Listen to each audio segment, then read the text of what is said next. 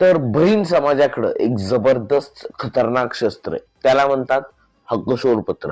बहिणीची सही मिळाली नाही तर लय आयुष्य अवघड होतं हो मित्रांनो. तर त्यामुळे काय झालं, आज बहिणीने फरमाईश केली की मला साबण बनवून दे, नाही तर तुला काही सही देत नाही.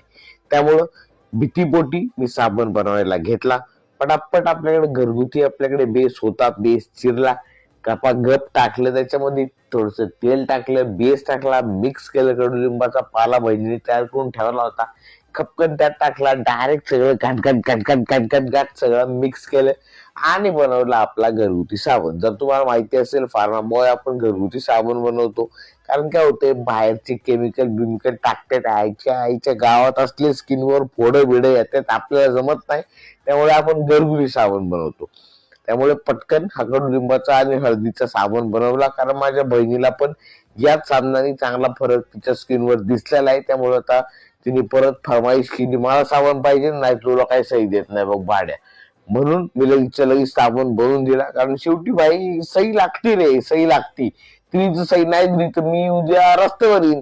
म्हणून पटकन आता सगळा आपला हा सोपचा जो बेस आहे तो मिक्स केला, मोल्ड मध्ये टाकला, साबण तयार केला, देऊन टाकला. या हाताने साबण घे आणि त्या हाताने सही दे, असं म्हणत बहीण पण खुश, मी पण खुश. भेटूया पुढच्या व्हिडिओमध्ये. धन्यवाद.